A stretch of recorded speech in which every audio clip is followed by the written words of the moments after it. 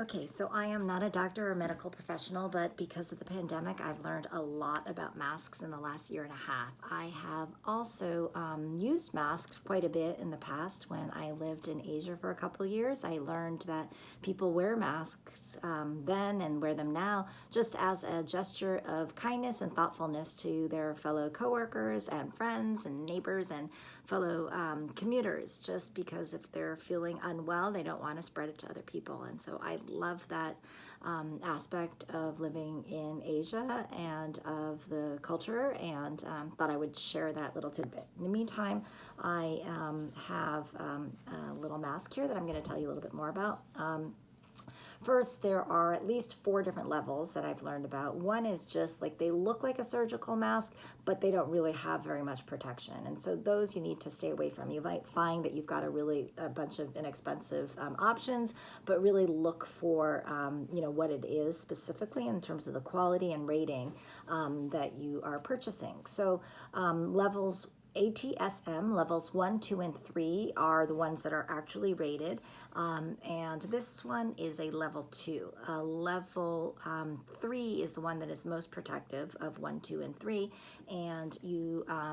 What I understand is that 3 will definitely filter out most 95 to 99% of the 1.4 micron sized COVID particles. Level 2 may as well, probably does, I think is what I understand, and level 1 may as well, but that one is a little more iffy. So definitely if you are worried about COVID, and there may be other reasons that you are a mask, but if you're worried about COVID, take a look at the rating, research what size the COVID particles are of whatever variant it is that you're concerned about, and purchase the ones that you feel are good for what you need the masks for. So I'm going to put on this mask. As many of you know now, you can, if they're too big, can sort of twist the ties at the end to get a little tighter fit. This one is actually okay for me, so I am just going to put it on.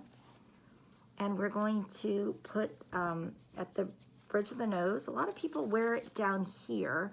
I think it's because people aren't really used to the fact that you really want it way up here. You also want the bottom to be underneath the chin. And some people, like I said, I don't think it has anything to do with size of nose. It really has to do with where you put it. Because if you put it at the tip of your nose, over time, you see, it's just going to fall. So really get it up almost near your eyes, and then use the little metal piece here to push it against your nose. Now, the problem with these masks as compared to like an N95 or a K95, there's a few different things, but filtration is, from what I have read, not really the issue. The bigger issue is the fit. So you see here, there's like all this gap over here and gap over here. And incidentally, when you use a mask for an instrument, there's also some gaps, and so you just want to be really aware of those gaps. So one of the this company that I have no interest in, but it's called Armbrust. I read some of this information on their website. They're a U.S. company that I've heard good things about. Do your own research, of course. I found this silicone brace there, and you see it's a little weird looking.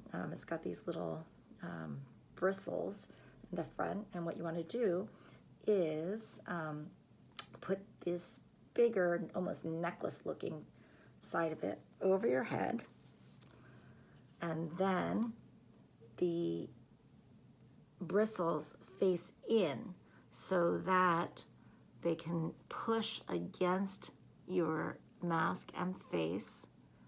This piece goes over your head. I know it looks really different. And once you get it adjusted, you may not want to take it off, but you get the bristles facing in, and because those bristles are all along here, they push against your face and help create a better seal even than the little metal wire that's in there. Then on this piece, you pull it down below your chin, and here you see that what used to be a gaping hole here is now pressed against your face. And you can sort of adjust a little bit. This comes in 3 different sizes, and Then you have underneath your chin, which also is an area where there's usually a fair amount of gap, as you can see, and the particles can sort of get in, get out. And so now you've got a pretty good seal. And some have said, and do your own research again, but some have said that this ends up being as good as, or even maybe better than an N95, because an N95 mask, while the filtration is good and the fit is sometimes better than the surgical mask if you don't have a brace, there are actually sometimes gaps too, and there are professional fitters and experts who look to see what the fit is. And if you don't use, and most of us don't have access to an expert fitter, then you don't know really what the filtration is, whereas this does provide a better seal. Anyway, that's one little thing that I've learned during this pandemic and thought I would share with you because, you know, I think they're sort of cute. And you can get masks in different colors. Remember ATSM 1, 2, or 3. As I said, this is a 2. I am comfortable right now that that one works for my family. And some of them are on sale because now the 3 are the higher level protection ones. And so figure out which surgical masks are best and then consider getting one of these silicone braces. They're about $15 from Armbrust. Okay, thanks for listening and talk soon.